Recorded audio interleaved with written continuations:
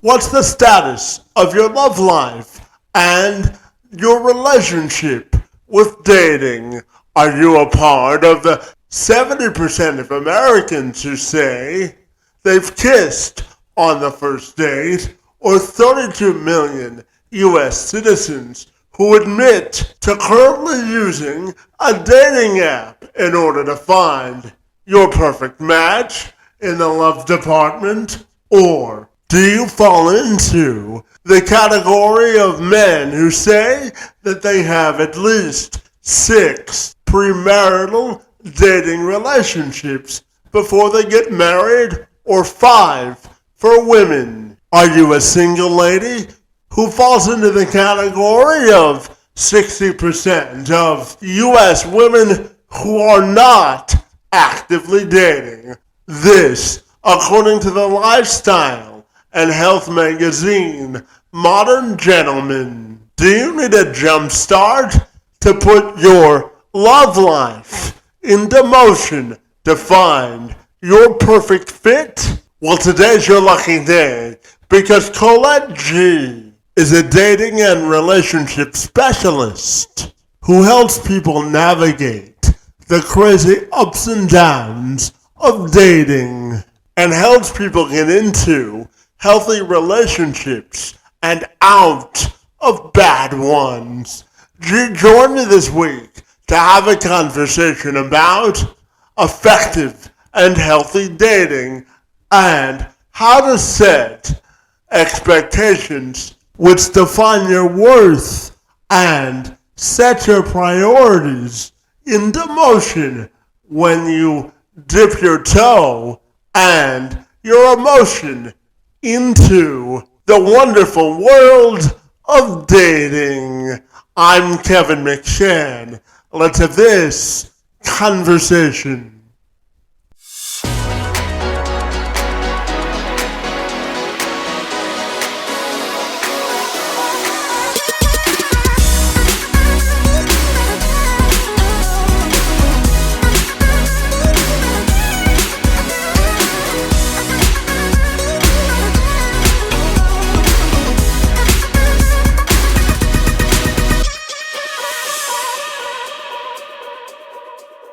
So, Colette, if you're ready, I'll take a moment to welcome you to the program, and I'm super excited to talk to you all about relationships this morning. Great to see you, and thank you so very much for being here. Thank you for having me, Kevin. I'm so excited to get into this discussion with you and have this conversation. Sure, yes, I help busy professionals and navigate the love highway, which we would imagine might be something simple and easy to do. But when it comes to dating relationships, it's not challenging, but it can be something that we have to learn to do. We're not always taught how to do this. So that's where I come in. And so I help people to either learn how to find love, learn how to get over a breakup or heartache, or even learn how to navigate dating apps and online dating sites and do it without running into some of the pitfalls and the dangers. Yeah, absolutely. So, tell me, what do you think is the key to establishing a positive and healthy relationship framework? I think the key to establishing a positive and healthy relationship would begin and end with self. Because in order for you to go out there and have a happy, healthy, meaningful relationship, you need to be able to really begin with you, meaning who is it that you're being when you come into the relationship? Are you a happy, healthy individual? Are you a positive individual? Because that's who's going into the relationships, and that's usually who it is that we attract. We are all mirror images of one another. Therefore, who it is that I'm attracting into my life is who it is that's showing up into the relationship. Yeah, absolutely. And tell me, how important do you think it is for people to become emotionally invested in the process of building a positive relationship? I think it's extremely important because relationships are everything. We're navigating each relationship, whether it's the relationship that we have with money, whether it's the relationship that we have with health, whether it's our professional relationships, our family relationships, the platonic relationships that we have, and the intimate romantic relationships. So if you don't know how to navigate healthy relationships, then you're going to have challenges in all of those areas of your life. So relationships and how we navigate the relationships that we have is extremely important. Yeah, absolutely. And you had mentioned earlier about you have people navigate the millions of dating apps that are out there. So tell me, I wonder your perspective on how effective dating apps are and what frustrates you the most about the dating apps that are out there today. I'm curious. Yes. Great question, Kevin. Dating apps are tools that we can utilize in order for us to connect with like-minded individuals that we might not ordinarily meet. And with our busy professions, especially dealing with busy professionals like I do, it's much easier to utilize these tools to help us when we can't make the time to get out there to a meetup group or to a happy hour or to some other type of venue where we might meet people face to face and more organically. So I love the fact that there are these dating apps and online dating sites for people to make connections. The thing that I find most challenging about dating apps and dating sites is that I also think that the algorithms might interfere a bit too much in the types of individuals that people would like to meet. And I also don't like the fact that a lot of dating apps have a lot of scammers on the sites. So you might not actually be meeting the right person or the individual you think you're trying to meet. It could be catfishing. It could be someone that's just looking for something that you're really not into. So those are some of the pitfalls and the dangers that make me frustrated about dating apps and online dating sites. But if you use it as a tool, in conjunction with getting out there and being open, if you're in a grocery store or the coffee shop or anything like that, then I think dating apps can be helpful, but don't put all your eggs in one basket. Yeah, absolutely. And Claude, I always say, regardless of what aspect of life it is, we always make time for the priorities that are important to us. So I always look at dating and building relationships as something not necessarily that you have to put into a schedule to do, but you always have to put emphasis on the stuff that's important to you. So tell me about the importance of prioritizing what it is that you want in a relationship. Oh, these are great questions, Kevin. The thing is that people do put dating off. They say, I want to meet someone. I really want to get married. I want to meet my soulmate. But then they don't make the time. They don't make it a priority in their lives because fear of rejection, not feeling like they're meeting eligible matches out there, or whatever excuse that people come up with. But you have to put it on your calendar. I mean, it's like anything else. If it's like, I got to work out at the gym, I got to get online and meet some matches and make some connections. I got to eat healthier. Oh, I got to make sure that when I'm out and about, I put myself out there, say hello to at least 2 or 3 strangers or people that I don't know that I might be interested in getting to know. It has to become a priority because otherwise it just goes on the back burner and you might spend the rest of your life feeling lonely and alone when in fact you would like to meet somebody and get into a happy, healthy relationship with them. Yeah, absolutely. And to that point, I'm also curious to know your thoughts on setting dating goals and having expectations when you go out on your dating adventures. How important do you think it is to set goals when you date someone? I think it's extremely important to set goals because it's not just some random event that happens. I mean, with anything that we want to succeed in life, we set a goal and then we take actionable steps to achieve that goal. Well, meeting the love of your life is no different. You set a goal to do a certain amount of things, you take some actionable steps, and then you achieve the goal. Yeah, absolutely. And tell me, I also know that you work with people to break the cycle of bad relationships. So, what do you think the key is there? Well, I think in order to I think the key to breaking bad relationship patterns of behavior is to first recognize that that you are responsible for who it is that you're attracting into your life. So for instance, if every guy you're meeting is the type of guy that is already married and you keep meeting married guys only, then that's not about those guys being married, it's about your selections.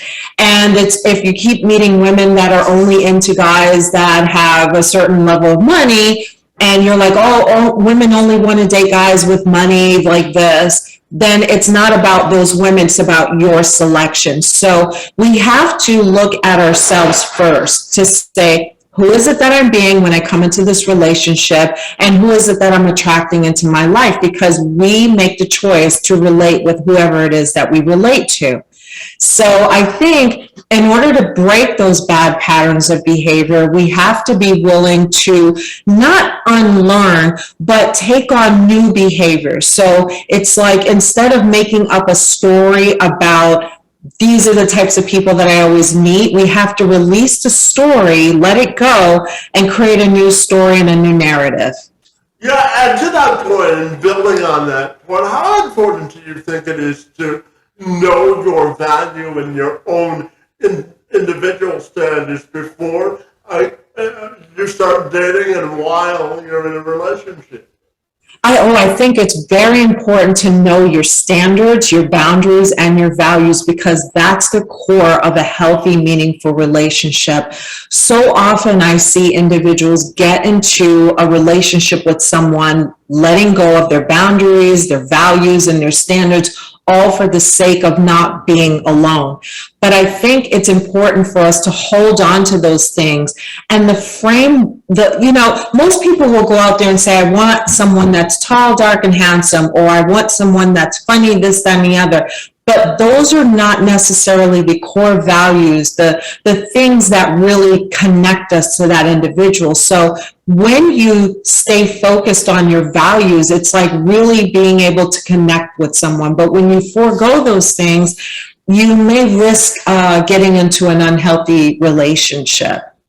And tell me, Colette, I'm wondering, I'm fascinated to ask you, what do you think is the number one reason people either succeed or fail in relationships? I think there's so many because relationships are unique and it's very hard to just pinpoint one area, but most relationships fail because lack of communication and authenticity. And people are afraid to say what they really mean or how they really feel, and they don't communicate that to their partner, let alone do they actually know what their partner's communication style is, and they are afraid to really show up being who it is that they are. And they have these expectations that the person may show up needing to be who it is that they want them to be. And we're always trying to fill in this, this persona of the person. We have an idea of the person we want to meet, but that may not necessarily be who they are. And if we don't communicate to them, this is who I'm looking for and this is who I am, then we risk having, some conflict in the relationship. And it's communication styles, and it's not always verbalized. It's the body language, it's everything, it's the values, all that stuff. Yeah, absolutely. And well, let me ask you now about family and friend pressure in relationships. There are some mothers and fathers who want their a challenge to be married and onto relationships, or friends who may be pressuring people to get into relationships. So tell me, how do you think people should manage the pressure of others trying to get them into relationships? I don't think that, I mean, society is, especially for women, right? Society can lay a lot of pressure on women, especially by a certain age, that they should be married, that they should have kids already, and all that jazz, right? I think it's important to know who you are and stand in your own experiences and values. I mean, this is your life, right? There are no do-overs, there are no dress rehearsals. This is it. And so we get to choose the life that we want to live. We get to frame it out how we want to live it, because I believe that we came into this human incarnation deciding who it is that we were going to be in this life experience. So no one else gets to decide that for us. And it's challenging because we get the pressures from society, our family, our loved ones, our friends, but their life is their lives and yours is yours. So just be strong, know who you are, know what kinds of experiences that you want to have while you're here, and don't let anybody, push you into doing something that you may not want to do. Not everybody is made to be in a relationship, even though I believe that relationships are extremely important to us as a society. Yeah, absolutely. And tell me, Colette, I'm curious to know, how do you believe we can start great conversations when dating? How can we start great conversations when dating? Like breaking the ice and trying to start great conversations when dating. Okay, like icebreakers. I think it's different for everybody, but if you're in a coffee shop or the grocery store or at the gym, I'm wary about that because that's maybe somebody's sacred space. But if you're interested in getting to know somebody, or you're attracted to someone and you're meeting them out in an organic situation, meaning face to face and outdoors, then it's just simple things that you can do, which is really look at, observe the person for a few minutes before speaking, because you can kind of pick up a lot of things about an individual. For instance, if you're at a coffee shop, what kind of coffee are they offering? That's a starter. If you're at the grocery store and you notice something in their cart that might be similar to something you like, that's a starter. So it depends on the situation you're in. If you're using a dating app or online dating site, then a great starter is to read that individual's profile and then lead with something that they're interested in. People love talking about themselves, so when you want to create a good icebreaker, find something about that person, even if it's something visual. Tell me, I'm also curious to ask you about how you can thrive in relationships after the honeymoon stage. And the newness wears off in relationships. What do you think the key is there? Well, I would say the jig isn't up just because you snag the prince or the princess. You keep it going. You have to keep dating this individual. You have to keep communicating. You keep doing the things that you did when you met them. Why stop doing those things? Because you made a connection. The honeymoon doesn't need to end. The honeymoon can go on and on and on because we're constantly growing and evolving as an individual and sharing our lives with that individual. And they're sharing their lives with us. And so we're always looking for ways to check in with our partner, make time for our partners, connect with our partners, be intimate with our partners. It doesn't end there. The honeymoon is a continuum, not an ending. Yeah, absolutely. And tell me, how do you define an authentic and realistic dating experience? Well, I think an authentic and real dating experience is one that is composed of transparency and good communication. Yeah, I think that when individuals can freely speak with one another about who they are and what their needs are and what they want, and they're just very transparent and they feel vulnerable, and there's a lot of transparency and trust and all that in there, that's a really good, authentic relationship. That's my opinion. Yeah, absolutely. And I know you live out there in LA, Colette. So tell me, how is the LA dating experience different from anywhere else in the world? I'm curious. Oh, Kevin, you're setting me up here. Well, I mean, LA dating, I would say I wouldn't have a business thriving and flourishing if not for LA dating scene. Yeah. Well, that's an authentically honest answer, so I appreciate that. Tell me, Colette, my final question for you this morning has to do with your own individual and a professional legacy. How do you want that to be viewed when your time on Earth has ended? I'm curious.